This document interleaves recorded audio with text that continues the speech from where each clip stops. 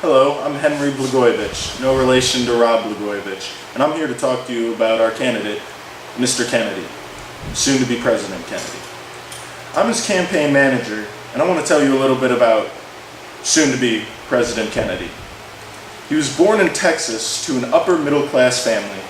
He was a football star at his high school. His dad was a partner at a somewhat successful firm. His mom was a nurse in the military. His grandparents lived close by, and that taught him values about the olden days, like respect for your elders. And his grandparents, who lived in New York, would let him visit all the time. So he was well-traveled and got to see a lot of different people, Texas and New York, polar opposites. When he was young, he was an extremely Republican candidate who was raised with good Catholic background. Getting out of college, he faced a lot of struggles. His dad's firm was failing, but not to worry, he came in and turned that around, and it became the most successful firm in the Midwest. Being a lawyer, he saw firsthand the flawed system, and he wanted to change it. So, he became a politician. He also, in this time period, married his high school crush, the traditional Catholic way. When he went off to college, he passed the test to get into law school without having to first get a pre-law degree. He was valedictorian in his college, which was Columbia. And in his 4 years in New York, he became a Democrat, but still kept his conservative roots. He kept his college apartment, making him a resident of New York and Texas. He began his political career as mayor of his small hometown in Texas, where everyone loved him, and it was real easy for those 4 years. After that, he decided why not run for governor. But remember, he was a Democrat in an extremely Republican and conservative state. Didn't matter though, he won in a landslide election. I guess it was because he was such a mid-party guy. And in his time as governor, his poll ratings only dropped 2%. That's a record. He set 2 records so far. He picked up his favorite hobby of astronomy in these 4 years when the past governor told him it was a good pastime and something he could share with his wife. The next leg of his political career brought him back to New York in his college apartment. In New York, he decided to run as representative. He won. It was a very close vote, but he won nonetheless. In his years as a representative in Washington, he gained a humongous following from everyone there. He was a very liked man. He gained a humongous following as a representative and decided to go for gold as a senator. And with all of his fame that he got as a representative of New York, he won. And now he has his sights on the Oval Office. That's where you come in, America.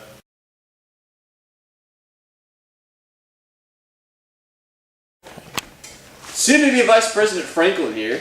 I'll start with my life story. Born and raised in Florida, the Sunshine State, great state. My parents were very, very liberal, which might come to a surprise because I have very, very Republican ties, which I'll get to in a little bit. Unfortunately, my parents died very young, when I was about 10 years old, and that put me into the system, which, a lot of people think the system doesn't work, but it really did work for me. I mean, I turned out pretty well. After that, I went to Stanford, graduated, top of my class, number 1, the best. And then after that, I started traveling. You would think that, you just graduated Stanford, you should go get a job right there. No, went traveling around the world. Met my fiance in Guatemala. Traveled almost all 50 states, which really helps because Vice President needs to travel a lot. I mean, most of y'all don't think about it, but I'm doing a lot of the traveling. Well, I will be because I'm going to be Vice President. I have 6 kids. One of them is black. His name is Jamar. We adopted him from Niger about 2 years ago. So I kind of, I love to help the kids out that are in the system, because although the system is great, they really need the help, and love helping people. I really love to travel. I know I've said that before, but I think it's great. I've been a lawyer for freaking forever, if you ask me, but I feel like after being a senator for 8 years that this country really needs a strong president, vice president, and President Kennedy is probably the best president ever. Is going to be, at least. I think I'll do a good job. We have a little jingle we came up with for our president campaign. It goes like this. Not the President Kennedy from '63 has a presidential candidate for you and me. Kennedy, Frank, and Franklin, don't you see? They're the best candidates for this country.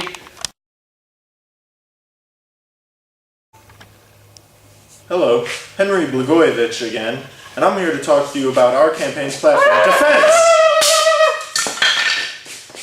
Our defense strategy will be to strengthen our borders without being too invasive, set up government programs for immigrants who want to be legalized, and it will make our forces around the world draw back on their activities so other countries don't get offended by what we're doing. It'll put more control back to NATO, but still have us as the head or the right-handed man of NATO. Coming out. Healthcare. Our healthcare system is fine how it is, but it needs to be regulated. Energy. We should keep all the companies open who have energy uses like American oil companies and American coal companies. But instead of us using those resources, we should outsource them to other countries to create trade agreements. And we should put more of our money into natural energy. Education. Our education system is failing. And again, our soon-to-be president believes that we should have a regulatory agency, not controlling, but making sure our separated school systems keep pace and stay in touch with the students to allow them to be more successful and move on to higher education. Taxes. We believe that taxes should be the same % throughout all communities to keep things fair, and offer plenty of tax breaks to those who donate money to charities or other organizations that are beneficial to the people. Our next topic is abortion. Abortion is seen wrong by many cultures and religions, but if you don't want to have a child, like little Timmy right here, you shouldn't be forced to. That's why we're keeping it pro-choice, to keep it safe, but you don't have to get one if you don't want to. Next, I want to talk to you about our death penalty. The death penalty is wrong because it's murdering, essentially. But we want to keep it in practice for extreme cases and as a bargaining chip for lawyers. Now I want to talk to you about our environment.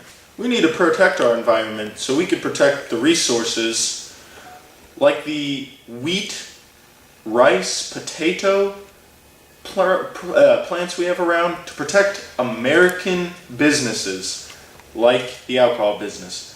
This is a closed bottle. Now I want to talk to you about immigration. We should continue protecting our fence, but like I said, have programs that help illegals become legal. Hi, in America, you get old fast, and we want to protect you while you're old with retirement security. Hi, I'm here to talk to you about gun rights. I believe that every American has a right to own a gun, but they should go through strict processes before they get one. psyche evaluations, background checks, and no American should be allowed to purchase large quantities of guns and ammo in a short period of time.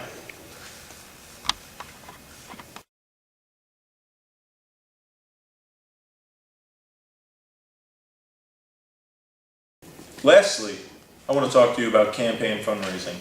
The people who we think will be contributing to our campaign are 18 to 40-year-olds, and this is because young people tend to hold a more liberal view, and people who are in the generation of our president will likely feel a relation to him and want to vote for him. When it comes to the older vote, they might want a stricter president, and we probably won't get much of them.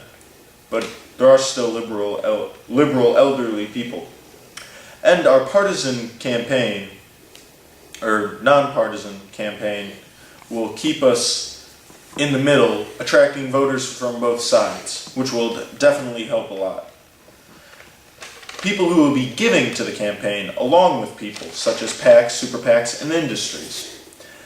PACs and super PACs that will be giving to our cause are PACs like the U.S. Liberal PAC, the Citizens for Prosperity PAC, the House Majority PAC, and the League of Conservative Voters PAC. The money we expect to get from all these PACs adds up to about 29 million spending dollars. Now, industries that would give to us. The energy industry would definitely want to give to us because we're allowing them to stay open while we pursue other methods of energy. And really, we want to keep open as many industries as possible, which would attract them to stay or vote for us. The favors that will be expected from these industries, PACs, and even the people for their votes. We presume that because we have a mid-stance and everyone understands our campaign, that voters won't ask for too much. When it comes to the more powerful PACs and super PACs and industries, we expect that they will want more votes in their favor.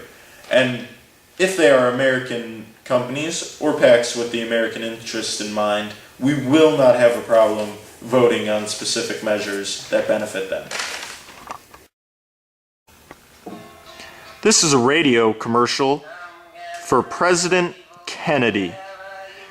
He wants to let you know about taxes, and I'm sure you're worried about them. Our opponent says that we will raise taxes. Actually, we believe that everyone should have the same percent of taxes, keeping it fair. This is a public service announcement from our campaign. Vote for Kennedy.